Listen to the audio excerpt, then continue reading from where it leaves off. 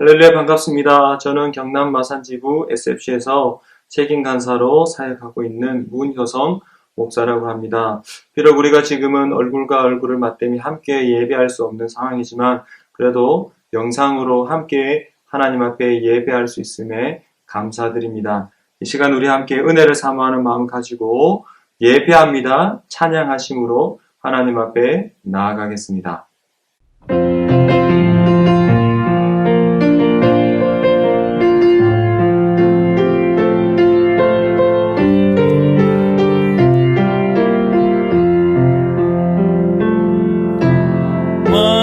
완전하신 나의 주 그의 길로 날 인도하소서. 행하신 모든 일 주님의 영광 다 경배합니다. 예배합니다. 찬양합니다. 주님만 날 다스리소서. 예배합니다. 찬양합니다. 주님 홀로 높임 받으소서.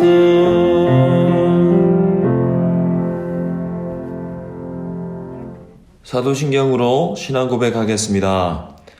나는 전능하신 아버지 하나님 천지의 창조주를 믿습니다. 나는 그의 유일하신 아들 우리 주 예수 그리스도를 믿습니다. 그는 성령으로 잉태되어 동정녀 마리아에게서 나시고 본디오 빌라도에게 고난을 받아 십자가에 못 박혀 죽으시고 장사된 지 사흘 만에 죽은 자 가운데서 다시 살아나셨으며 하늘에 오르시어 전능하신 아버지 하나님 우편에 앉아 계시다가 거기로부터 살아있는 자와 죽은 자를 심판하러 오십니다. 나는 성령을 믿으며 거룩한 공교회와 성도의 교제와 죄를 용서받는 것과 몸의 부활과 영생을 믿습니다. 아멘. 나는 예배자입니다. 함께 찬양하심으로 하나님 앞에 나아가겠습니다.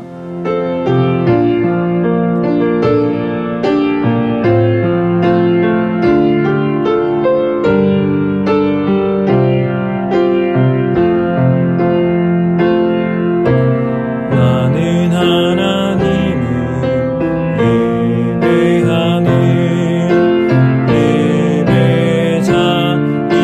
예배자입니다. 내가 서 있는 곳 어디서나 하나님을 예배합니다. 내 영혼 거룩한 은혜를 향하여 내 마음 완전한 하나님 향하여 이곳에서 바로 이 시간 하나님을 예배합니다.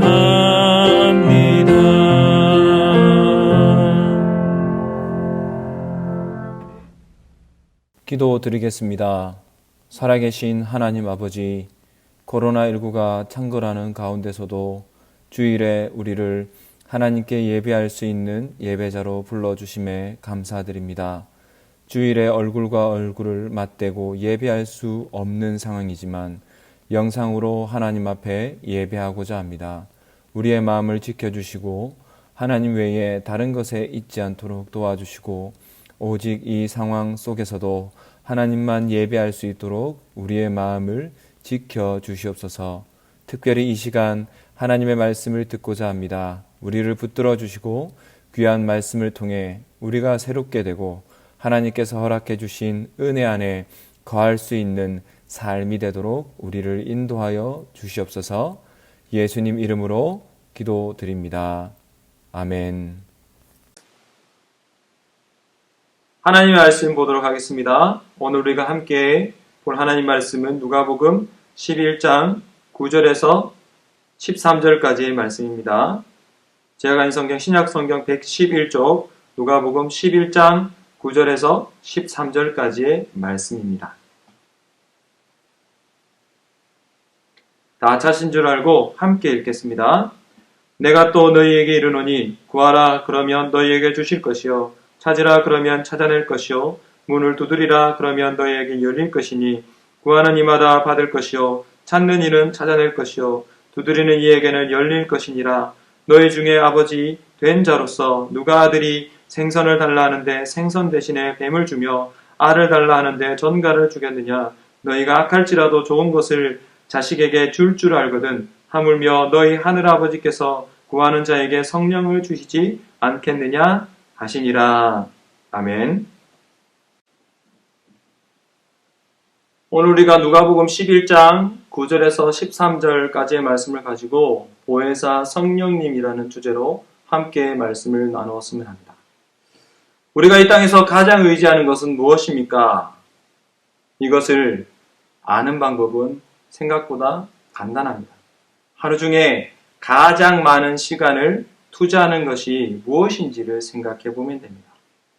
요즘 중고등부 SFC 운동원들이 하루 중 가장 많은 시간을 투자하는 것이 무엇입니까? 생각해 보십시오. 아마도 이것일 것 같습니다. 뭡니까? 스마트폰이죠. 가장 많은 시간을 투자한다는 것은 그것을 가장 많이 의지한다는 겁니다. 스마트폰이 없는 하루는 왠지 모르게 불안합니다. 그만큼 삶의 중심이 여기에 있다라는 겁니다. 삶의 중심이 여기에 있기 때문에 하나님을 바라보지 못할 때도 종종 있습니다. 아니, 자주 있습니다. 하지만 적어도 하나님의 은혜를 아는 하나님의 백성다운 삶의 모습은 어떤 모습이어야 합니까? 이와 다른 모습이에요. 세상을 의지하는 모습이 아니라 스마트폰을 바라보는 모습이 아니라 하나님을 의지하고 하나님 중심대로 살아가는 모습이 하나님께서 가장 기뻐하시는 삶의 모습인 것입니다. 본문을 통해 예수님께서는 그리스도인들이 어떤 모습으로 하나님을 의지해야 하는지를 우리에게 잘 말씀해 주십니다. 하나님을 모르고 하나님을 의지하지 않는 자들은 모든 것을 하나님께 구하지 않고 사람들에게서 찾습니다. 자기 자신의 방법으로만 구합니다. 사람의 욕심대로 쓰려고 잘못 구하기 때문에 하나님의 응답을 받지 못할 때가 많습니다.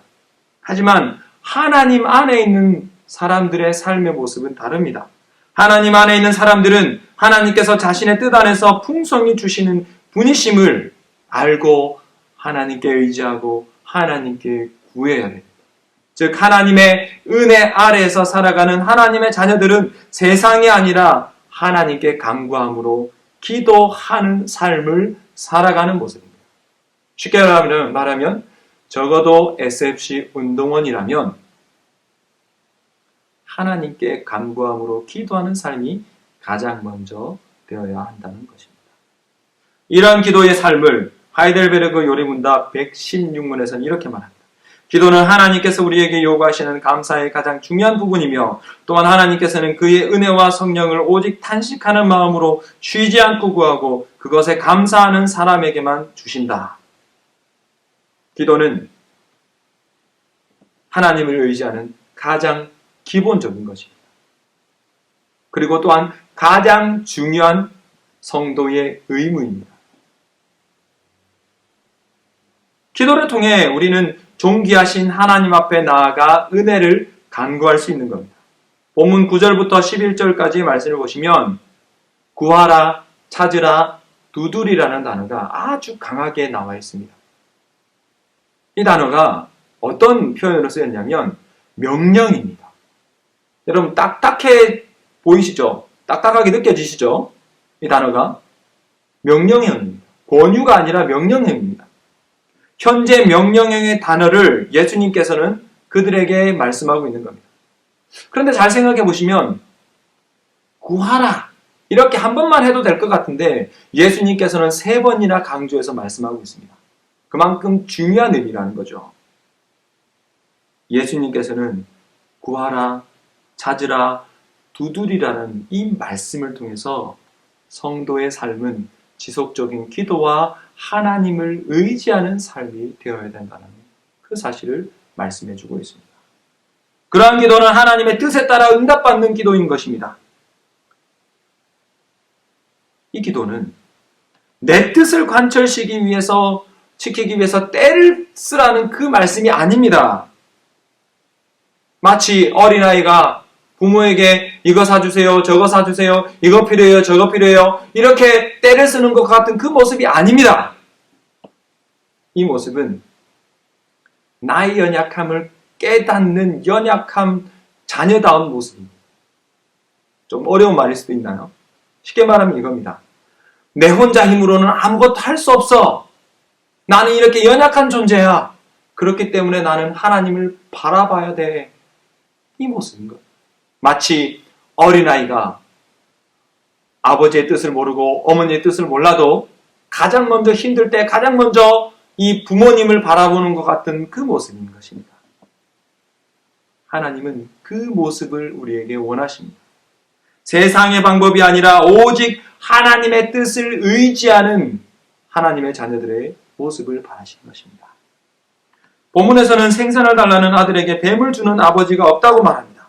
또한 알을 달라고 하는데 전갈을 줄 아버지도 없다고 말합니다.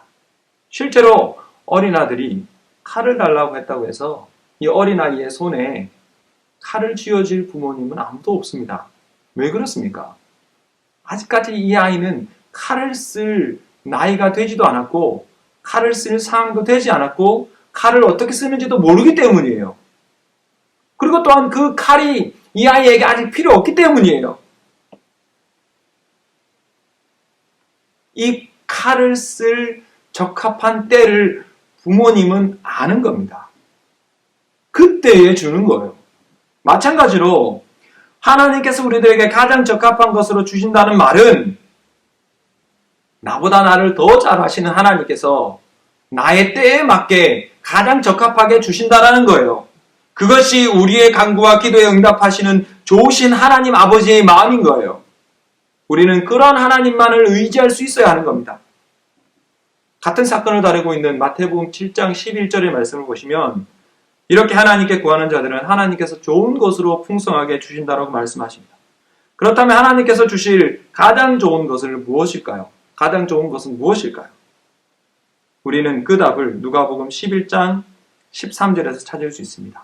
함께 읽어볼까요? 시작!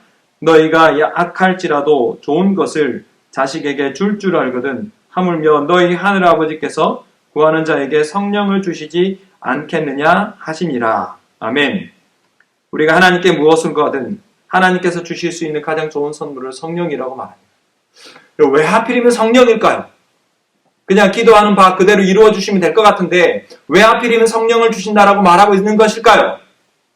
그것은 성령님이 하나님의 은혜와 복의 통로이기 때문이에요. 성령님은 하나님의 자녀들이 하나님의 자녀답게 살 수 있도록 하시는 분이에요. 교통하시는 분이고 지키시는 분이에요. 예수님께서는 구원사역의 완성 이후에 또 다른 보혜사 성령님을 보내셔서 그분의 백성들을 지키고 보호하고 계신 겁니다. 우리 함께 요한복음 14장 16절부터 18절까지의 말씀을 찾아서 읽어보겠습니다. 요한복음 14장 16절에서 18절 말씀입니다. 제가 인 성경 신약성경 172페이지입니다. 함께 읽겠습니다. 시작! 내가 아버지께 구하겠으니 그가 또 다른 보혜사를 너희에게 주사 영원토록 너희와 함께 있게 하리니 그는 진리의 영이라 세상은 능히 그를 받지 못하나니 이는 그를 보지도 못하고 알지도 못함이라. 그러나 너희는 그를 아나니 그는 너희와 함께 거하시며 또 너희 속에 계시겠음이라. 내가 너희를 고아와 같이 버려두지 아니하고 너희에게로 오리라. 아멘. 16절의 말씀에서 예수님은 성령님을 또 다른 보혜사로 말씀하십니다. 이것은 예수님께서 이제 제자들 가운데 육체적으로 계시지 못하지만 성령님을 통해서 그들과 함께 하실 것임을 말씀한 것입니다. 여러분, 보혜사라는 말의 의미가 무엇일까요? 보혜사라는 말은 상담자, 인도자, 도우시는 분, 기억나게 하시는 분, 가르치는 선생 등을 의미합니다.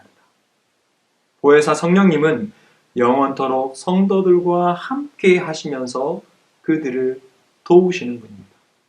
바로 그들이 우리입니다. 17절에서는 그런 성령님의 속성을 잘 보여줍니다. 성령님께서는 진리의 영이십니다. 교회는 진리의 영이신 성령의 지배를 받는 것입니다. 17절 하반절에서 그는 너희와 함께 거하시며 또 너희 속에 계시겠습니다 라고 말씀하시므로 성령님께서는 이미 창조전부터 삼위 하나님으로 우리와 함께 계셨고 예수님의 승천하심 이후에도 분명히 우리와 함께 하고 계시다는 사실을 말씀해 줍니다. 또한 18절의 말씀에서 내가 너희를 고아와 같이 버려두지 아니하고 너희에게로 오리라. 예수님께서도 제자들을 절대 떠나지 않고 다시 오실 것이라고 말씀하십니다. 여러분 얼마나 기쁜 말씀입니까? 성령님은 생명의 영이시고 예수님은 다시 오실 겁니다. 우리가 무엇을 의지해야 되겠습니까? 지금 우리와 함께 하시는 성령님을 의지해야 됩니다. 성령님은 어떤 특별한 은사만을 말씀하고 있는 것이 아니라 성령을 통해 죄사함의 확신을 얻고 하나님의 말씀을 깨닫게 되어 더욱더 하나님을 신뢰하게 하는 그 은혜를 우리에게 주십니다. 성령 하나님께서 주시는 은혜는 하나님 나라를 살아가는 하나님의 백성이 누릴 수 있는 가장 큰 은혜의 선물입니다. 우리 하나님은 구하고 찾고 두드리는 자, 즉 삶에서 하나님을 신뢰함으로 담대하게 기도하는 자에게 가장 좋은 것, 성령님을 주십니다. 우리는 성령님을 통해서 이런 하나님의 말씀을 잘할 수 있고 하나님의 마음을 누릴 수 있는 것입니다. 부족한 우리가 간구할지라도 하나님께서는 하나님의 방법으로 우리를 인도하십니다. 우리는 어떤 모습으로 살아가야 되겠습니까? 나의 어떤 행동으로 살아가겠습니까? 아닙니다. 부족한 내 모습일지라도 하나님 앞에 정직하게 바르게 기도하고 간구하는 삶의 모습이 있어야 됩니다. 성령님을 의지하는 그 모습이 있어야 되는 겁니다. 예수님께서는 이러한 가르침들을 통해서 제자들의 삶의 변화를 촉구하십니다. 그런 삶의 변화의 촉구는 우리에게도 마찬가지인 것입니다. 작은 부분이지만 분명 매우 실천하기 힘든 과제입니다. 하지만 하나님의 자녀로서 하나님의 자녀답게 하나님께 구하고 찾고 두들 때 하나님께서는 우리에게 가장 좋은 것 바로 성령님을 주심을 기억하시길 바랍니다. 말씀을 맺겠습니다. 코로나19로 인해 모두가 힘들고 어려운 상황입니다. 이럴 때 우리는 어떻게 해야 되겠습니까? 학교도 개학이 연기가 되었는데 또 다시 연기될 수도 있습니다.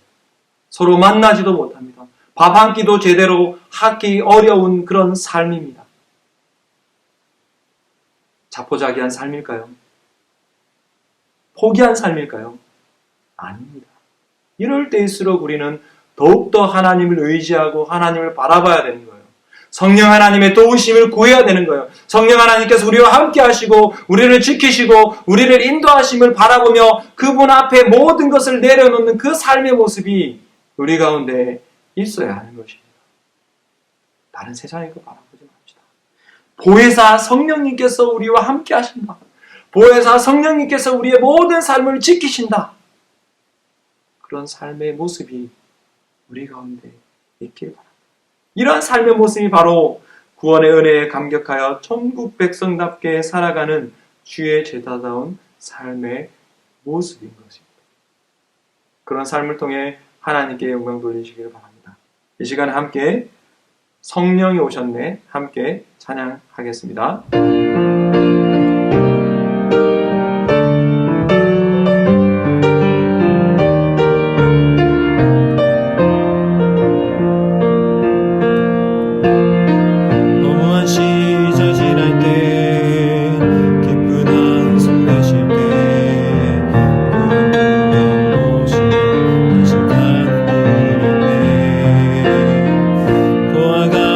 너희를 버려두지 않으리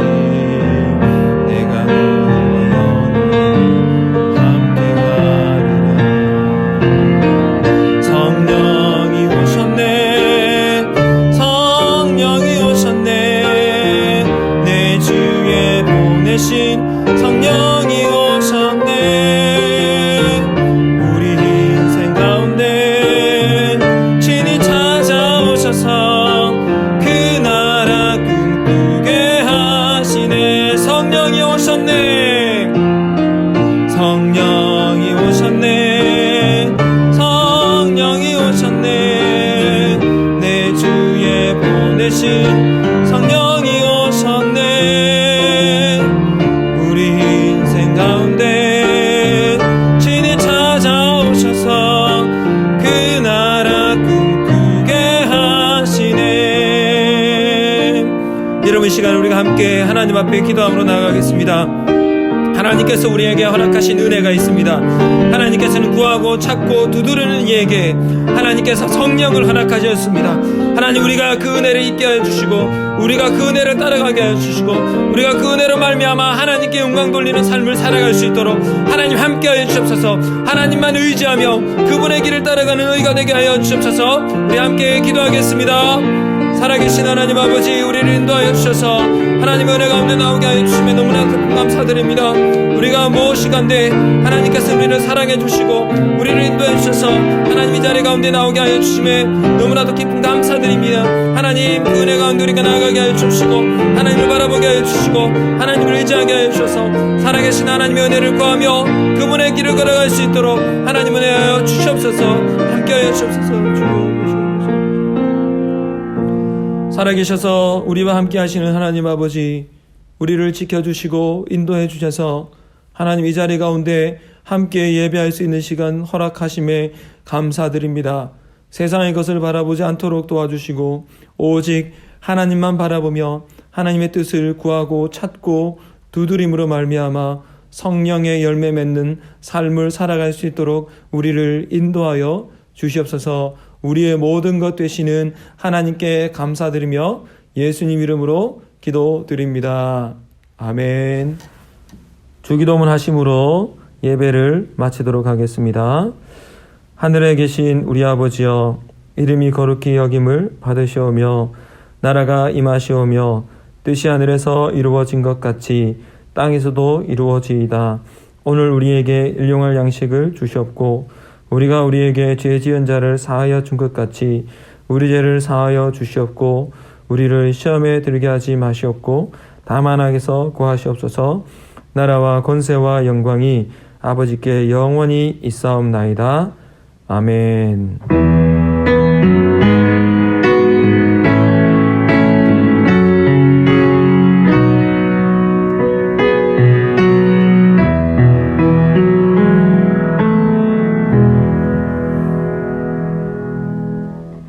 예, 여러분 감사합니다. 영상으로 함께 예배할 수 있음이 참 기쁘고 즐거웠습니다.